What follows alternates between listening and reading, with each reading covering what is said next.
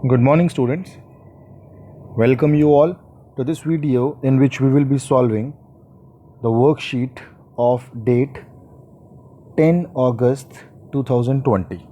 तो बच्चों, जैसे कि आपको पता है आज फिर मंडे है और आज फिर हमें वर्कशीट सॉल्व करनी पड़ेगी जो डायरेक्टरेट ऑफ एजुकेशन से आपके लिए आई है। तो क्लास 10th की आज की जो पहली वर्कशीट है वो साइंस की है। ये इंग्लिश मीडियम का वर्कशीट सॉल्यूशन है, तो इसमें हम सारी इंग्लिश मीडियम की वर्कशीट्स को डिस्कस करेंगे। ऐसे ही एक वीडियो हिंदी मीडियम के लिए भी है, उसको आप देख सकते हैं हिंदी मीडियम के वर्कशीट सॉल्यूशन के लिए। बिना टाइम वेस्ट करें फटाफट शुरू करते हैं आज की वर्कशीट को। तो आज की वर्कशीट में जैसे कि मुझे दिख रहा है, आज एक फ्रेश चैप्टर हमने स्टार्ट करना है और चैप्टर का नाम है इलेक्ट्रिसिटी। तो इलेक्ट्रिसिटी बच्चों, आपको पता है इलेक्ट्रिसिटी क्या होता है। इलेक्ट्रिसिटी का मतलब होता है बिजली, और इलेक्ट्रिसिटी कोई नई चीज़ नहीं है। इलेक्ट्रिसिटी आप अपने आसपास रोज़ देखते हो। आप बटन दबाते हो, पंखा चलना शुरू हो जाता है। आप बटन दबाते हो, ट्यूबलाइट ऑन हो जाती है। आप बटन दबाते हैं, पूरे कमरे में रोशनी आ जाती है। रात को गर्मी होती है, आप कूलर चला के सोते हैं, पंखा चला के सोते हैं। ये सारी चीज़ें किस चीज़ से चलती हैं? सब कुछ चलता है इलेक्ट्रिसिटी से, बिजली से। तो इलेक्ट्रिसिटी एक्चुअली में हमारी लाइफ को ईजी बना रही है। अगर इलेक्ट्रिसिटी नहीं होती तो आप सोचिए, हमारे घर के अंदर जितने इलेक्ट्रिकल इक्विपमेंट हैं उनमें से कोई नहीं चलता। आपका टीवी नहीं चलता, आपका फ्रिज नहीं चलता, आपकी वॉशिंग मशीन नहीं चलती, आपका फ़ोन भी नहीं चलता क्योंकि वो फ़ोन चार्ज ही नहीं हो पाता। तो ये सारी चीज़ें चलती हैं बेटा इलेक्ट्रिसिटी से। तो शुरू करते हैं बिना टाइम वेस्ट करे। पहली चीज़ जो इलेक्ट्रिसिटी के अंदर आती है वो है चार्ज। अब चार्ज क्या होता है? Charge is a fundamental property of an atom. The atoms are constituted of electron, protons and neutrons. We can say that electric charge is the property of matter which cause it to experience force. Charges may be positive or negative. तो charge क्या होता है बेटा? Charge एक तरीके से positive और negative दो तरीके के चार्ज होते हैं जो किसी भी चीज़ में प्रेजेंट होते हैं। या तो चीज़ पे पॉजिटिव चार्ज होगा या उस चीज़ पे नेगेटिव चार्ज होगा। पॉजिटिव और नेगेटिव चार्जेस की वजह से, किस वजह से ये पॉजिटिव और नेगेटिव चार्ज आते हैं? वो आते हैं इलेक्ट्रॉन्स, प्रोटॉन्स और न्यूट्रॉन्स की वजह से। किसी भी एटम के अंदर इलेक्ट्रॉन, प्रोटॉन और न्यूट्रॉन होते हैं। अब चार्ज यूजुअली जो होते हैं वो होते हैं पॉजिटिव और नेगेटिव। इलेक्ट्रॉन की वजह से आता है नेगेटिव चार्ज और प्रोटॉन की वजह से आता है पॉजिटिव चार्ज। फिर आता है कि like charges repel each other. देखिए, ये तो मैग्नेट के साथ और चार्ज के साथ दोनों ही होता है कि अगर आप प्लस के सामने प्लस रख दोगे तो वो रिपेल करने लग जाएगा। अगर ऐसे ही आप माइनस के सामने माइनस रख दोगे तो ये भी एक दूसरे से दूर जाएंगे, एक दूसरे को रिपेल करेंगे। लेकिन अगर ऑपोजिट को एक सामने रख दोगे तो वो अट्रैक्ट करेगा। जैसे मैग्नेट में होता है ना कि नॉर्थ पोल के सामने आप नॉर्थ पोल को अगर रख दोगे तो ये दोनों हिस्से एक दूसरे को रिपेल करते हैं। आपने कई बार गेम भी खेली होगी। तो ये इस तरीके से काम करता है। फिर जो ऐसा यूनिट होता है चार्ज का, वो होता है coulomb.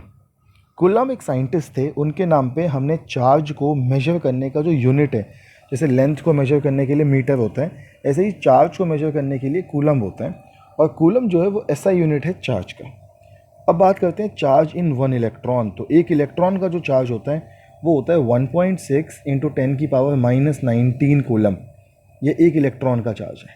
If the charge on an electron is E and N is the number of electrons passing through it at any point T, then charge can be written as. तो अब वो formula बताने की कोशिश कर रहे हैं कि E जो है वो एक इलेक्ट्रॉन का चार्ज है और N जो है वो नंबर ऑफ इलेक्ट्रॉन्स हैं।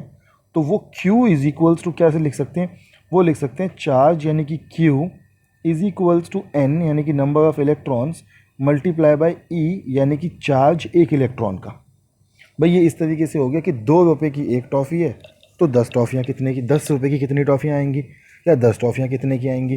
तो वो कहता है कि एक कूलम चार्ज है, एक इलेक्ट्रॉन पे अगर चार्ज इतना है तो N वो इलेक्ट्रॉन्स हैं जिन पे टोटल चार्ज हमारे पास आएगा। भाई बिल्कुल उस तरीके से जैसे हम कहते हैं कि मेरे पास 50 रुपये, कितनी टॉफ़ियाँ आएंगी? तो मैं कहता हूँ 50 रुपये में N टॉफ़ियाँ आ जाएंगी। और एक टॉफ़ी की कीमत कितनी थी? 2 रुपये। तो ये 50 को 2 से डिवाइड कर दूंगा। आगे बढ़ते हैं। उन्होंने क्या किया? उन्होंने भी यही किया है। Q is equals to NA लिखा और NQ अपॉन में E कर दिया, जिससे आपका आंसर आता है 6.25 इज इक्वल्स टू इंटू 10⁻18, यानी कि एक कूलम में इतने इलेक्ट्रॉन्स हैं। ठीक है। अब means 1 coulomb is equals to, ये थोड़ी सी इन्होंने गड़बड़ कर रखी है वर्कशीट में। ये है कि 1 coulomb is equals to charge नहीं आएगा, इतने इलेक्ट्रॉन्स, एक कूलम में इतने इलेक्ट्रॉन्स बनते हैं। और बाद में कई बुक्स में आपको ये भी लिखा हुआ मिलेगा कि ये इसको कर देते हैं 6 × 10⁻18, क्योंकि इलेक्ट्रॉन या तो 1 होगा या 2 होगा, पॉइंट में तो हो नहीं सकता, तो इस तरीके से कर देते हैं। एक साइड हमने देख ली, अब दूसरी साइड देखते हैं। तो दूसरी साइड हमारा आ गया इलेक्ट्रिक करंट। भाई अगर चार्ज की बात कर दी तो करंट की बात भी करेंगे। और electric current is expressed as the amount of charge flowing through a particular area in unit time, यानी कि एक जगह से, एक तार के अंदर से कितना चार्ज फ्लो कर रहा है उसको हम कहते हैं कि वो इलेक्ट्रिक करंट है। If the net charge Q flows across any section of conductor in time t, तो वो कहता है कि if a net charge Q flows across any cross section of conductor in time t, then the current I through the cross section is I is equals to Q upon T। यानी कि current अगर आपको निकालना है तो आप charge को use करके करंट निकाल सकते हैं। और फॉर्मूला क्या होगा, फॉर्मूला हो जाएगा I is equals to Q by T, जो आपको यहाँ पे दिया है। लेकिन हम इस फॉर्मूले को चेंज भी कर सकते हैं, हम करके कर सकते हैं Q is equals to IT। तो अगर आपको Q निकालना हो तो आप ये वाला फॉर्मूला यूज़ करेंगे, Q is equals to IT। और इसका ऐसा यूनिट होता है एम्पेयर, जो एक और साइंटिस्ट के नाम पे रखा गया था। वो साइंटिस्ट थे एंड्रे मैरी एम्पेयर।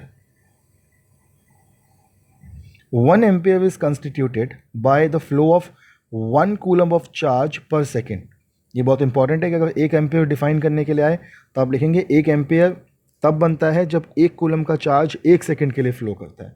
मिली एम्पेयर और माइक्रो एम्पेयर भी आपको पता होने चाहिए। मिली एम्पेयर में होते हैं 10⁻³ एम्पेयर और माइक्रो एम्पेयर में होते हैं 10⁻⁶ एम्पेयर। ये बिल्कुल उसी तरीके से है जैसे आपका मीटर, सेंटीमीटर, किलोमीटर, बिल्कुल उसी तरीके से बेटा। और इसको मेजर कैसे करते हैं हम, तो इसको मेजर करते हैं एमीटर की मदद से। एमीटर एक इंस्ट्रूमेंट होता है जो इस सब चीज़ों को, जो करंट को बेसिकली मेजर करता है। तो ammeter is an instrument which measure electric current in the circuit. It is always connected in series with the circuit through which the current is measured. तो ये सीरीज़ में इसको हम फ्लो, मतलब सीरीज़ में इसको हम मेजर करते हैं। ये देखिए आपका एम्पेयर लगा है। अभी सीरीज़ क्या होता है ये आपको समझाएंगे जब अगली वर्कशीट आपकी आएगी। सीरीज़ कनेक्शन और पैरेलल कनेक्शन। सीरीज़ कनेक्शन का मतलब होता है कि बिल्कुल सीधी लाइन में, अगर आप देखोगे तो बैटरी के साथ सीधी लाइन में आपका एम्पेयर लगा हुआ है।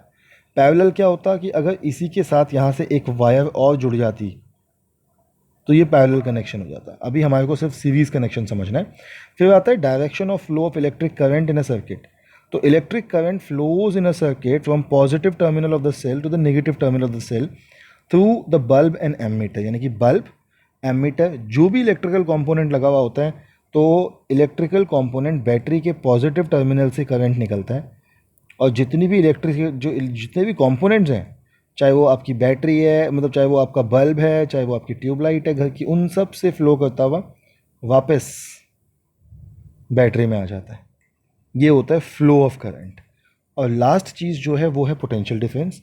तो the work done in moving,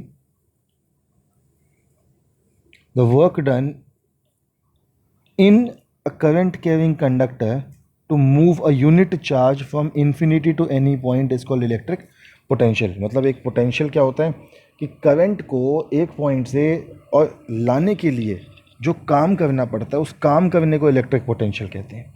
तो चलो बच्चों क्वेश्चन आंसर डिस्कस कर लेते हैं। अब इसके क्वेश्चन आंसर हैं, right the SI unit of charge and current. तो चार्ज का ऐसा यूनिट होता है कूलम और करंट का होता है एम्पेयर। दूसरा क्वेश्चन है, ए करंट ऑफ 0.5 एम्पेयर, यानी कि करंट है आपका 0.5 एम्पेयर, इज ड्रॉन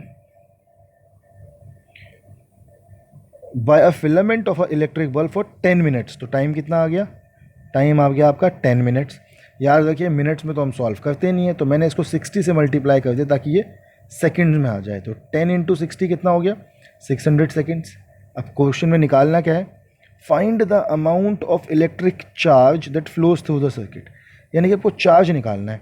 तो चार्ज का फॉर्मूला होता है Q is equals to IT। वैसे फॉर्मूला आपको पता है क्या होता है, मैंने आपको बताया था कि फॉर्मूला होता है इसका I is equals to Q/T।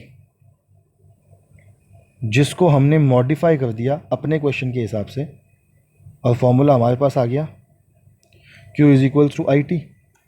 फॉर्मूले में वैल्यू डाली आई की 0.5 और टी की 600। फॉर्मूले में वैल्यू डालने के बाद आपके सामने सीधा हो गया 0.5 हो गया 5.10 मल्टीप्लाई बाय 600, आपका आंसर आ गया 300 कूलम। तो आपके सामने है आंसर, इसको नोट डाउन कर लीजिए। चलिए आपने नोट डाउन कर लिया होगा, नहीं किया तो अभी फिर कर लीजिए। हम आगे बढ़ रहे हैं अब अगली वर्कशीट पे आज की, जो कि है मैथ्स की। और आज आपको करना है relationship between discriminant and nature of roots. बिल्कुल इसकी किसी झोल जमाले में नहीं जाता, जितने इंडियन ने वर्कशीट के अंदर इतना सब कुछ लिखा रखा है। मैं आपको सीधे शब्दों में समझाता हूँ कि वर्कशीट में लिखा क्या है। वर्कशीट में लिखा है डिस्क्रिमिनेंट यानी कि डी। डी क्या होता है? डी एक फॉर्मूला होता है जिसके ज़रिए आप ये जान सकते हैं कि किसी इक्वेशन का जो रूट है वो क्या है। क्या उस इक्वेशन का रूट निकलेगा, क्या उस इक्वेशन का सोल्यूशन निकलेगा या नहीं निकलेगा। जैसे कि क्वाड्रेटिक इक्वेशन में आपको पता है, क्वाड्रेटिक इक्वेशन में अगर किसी इक्वेशन की हाईएस्ट पावर 2 है तो उसके 2 सॉल्यूशन होंगे। अब सवाल ये है कि क्या वो 2 सॉल्यूशन जो किसी इक्वेशन के होंगे वो दोनों कैसे होंगे। क्या वो दोनों सॉल्यूशन सेम होंगे? आपने कई बार देखा सॉल्यूशन सेम होते हैं।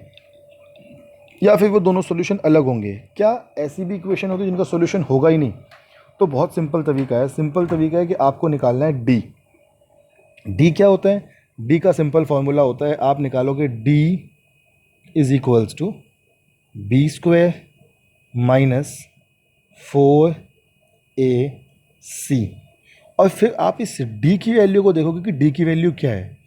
क्या डी की वैल्यू 0 है या 0 से बड़ी है या फिर 0 से छोटी है।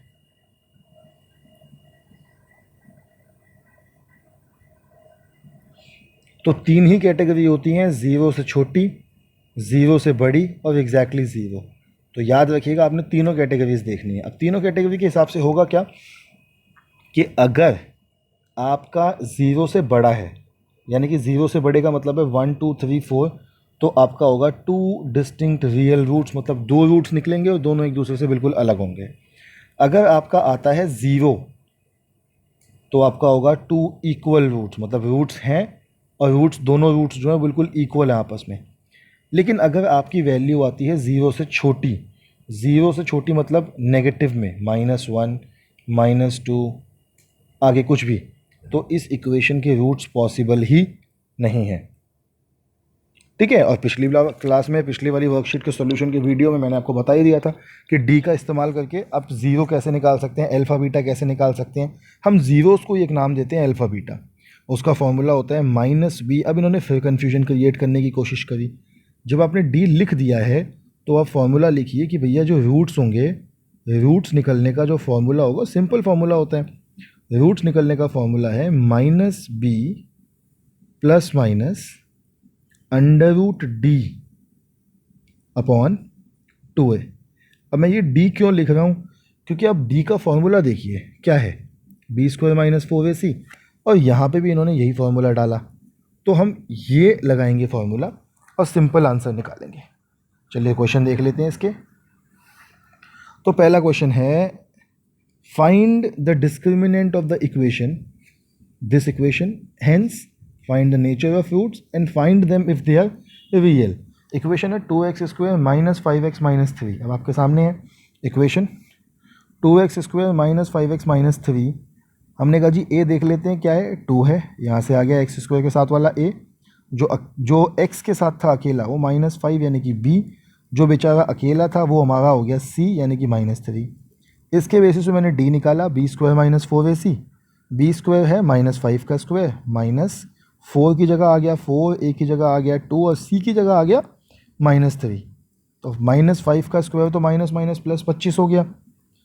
4 × 2 8, 8 3 से 24, तो ये 24 आया माइनस का, और माइनस वाला इस माइनस से जुड़ा तो माइनस माइनस प्लस 24 प्लस 25 कितना हो जाएगा 49। अब हमको दिख रहा है कि भैया 49 डी 0 से बड़ा है या 0 से छोटा है। ये मेरे हिसाब से तो 49 0 से बड़ा होता है।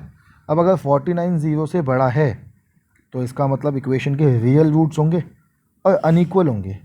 इक्वल कब होते? जब 0 होता, ज़ीरो होता तो इक्वेशन के रियल रूट्स और इक्वल रूट्स हो जाते। तो अब देखते हैं, अब ज़ीरो है, अगर रियल रूट्स हैं तो निकाल भी लेते हैं रूट्स। और रूट्स निकालने का फॉर्मूला क्या हुआ, minus B plus minus under root D upon two है। तो माइनस बी की वैल्यू कितनी है, यहाँ पे हमने बी की वैल्यू निकाली थी -5, तो -5 लिख दिया, plus minus under root D, D कितना आया था 49 अपॉन 2a, ए की value 2 2 4। Alpha beta is equals to 5 plus minus 7 upon 4। क्यों, माइनस माइनस प्लस हो गया, और प्लस माइनस का प्लस माइनस, और 40√9 का अंडर रूट क्या होता है 7 अपॉन 4। अब इसमें से देखियो एल्फा बीटा अलग कर लेते हैं, एल्फा प्लस वाला, बीटा माइनस वाला, तो ये हो गया 5 plus 7 upon 4, 5 minus 7 upon 4, 5 plus 7 हो गया 12 अपॉन 4, आंसर आ गया 3, 5 माइनस 7 यानी कि -2 अपॉन 4, तो -1/2। तो इसके हिसाब से हमारे दो रूट्स क्या क्या निकल गए, हमारा एक रूट निकला 3, एक रूट निकला -1/2। तो इसके साथ बच्चों हमने अपनी मैथ्स की वर्कशीट का ये सोल्यूशन भी देख लिया। एक सोल्यूशन और था, वो कह रहे हैं let us know what have you learn, हमें बताओ आपने क्या सीखा। तो आपने क्या सीखा वो आप उनको बता देना, फ़ोन मत करना किसी को, लेकिन बताने के लिए यहीं पे बताना अपने आप। अब है आपका मार्क राइट और रॉन्ग करना है। तो if b² minus 4ac is greater than 0, ये निशान ग्रेटर देन का है, 0 से बड़ा है, the equation will have 2 distinct real roots, बिल्कुल सही है, 2 डिस्टिंक्ट रियल रूट्स होंगे अगर इक्वेशन 0 से बड़ी है तो। दूसरा है in quadratic equation ax² plus bx plus c b² minus 4ac is known as discriminant, बिल्कुल सही है, डिस्क्रिमिनेंट कहते हैं उसको। At the nature of roots of quadratic equation are real and equal, तो वो कह रहा है इसके रियल एंड इक्वल रूट्स हैं। वो कैसे निकलेगा रियल एंड इक्वल, जब इसका हम सॉल्व करेंगे b² माइनस 4ac, इसका b² माइनस 4ac भी सॉल्व कर लेते हैं फटाफट। तो अगर इसका मैं ध्यान से देखूँ तो a कितना है जो x² के साथ है यानी कि 1, b कितना है जो x के साथ है यानी कि -5, और c कितना है जो मुझे दिख रहा है, c की वैल्यू वो है -7। इसके हिसाब से इसका d निकाल लो, तो d का फॉर्मूला होता है d is equals to b² minus 4ac। अब b कितना है इसका, तो b अगर मैं देखूंगा तो इसका -5 है, तो -5 का स्क्वायर, -4, a है आपका 1 और c है आपका 7, -7। ठीक है, अब एक चीज़ ध्यान से देखिए, मैं अगर यहाँ पे ध्यान से देखूँ तो मुझे दिख रहा है -5 का स्क्वायर हो जाएगा 25, और 7 4 ज़ा 28 प्लस हो जाएगा, क्योंकि बेटा यहाँ पे भी एक माइनस है और एक माइनस यहाँ पे भी है, तो ये हो जाएगा 28। और इसको अगर मैं ऐसे ही देख लूँ तो ये हो गया मेरा सीधे सीधे 25 और 28 53। अब अगर यहाँ क्वेश्चन में देखूँ तो वो कह रहा है कि इसके रियल एंड इक्वल रूट्स हैं, ये तो बेटा बिल्कुल नहीं है।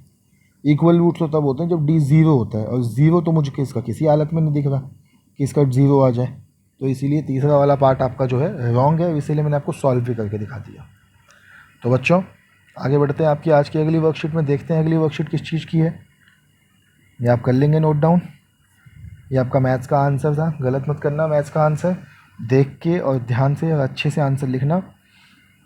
अगली वर्कशीट हिंदी की है, और आज आपका जो पार्ट है वो है राम गोविंद भगत रामवृक्ष बेनीपुरी जो है क्षितिज का ये पार्ट है हिंदी का।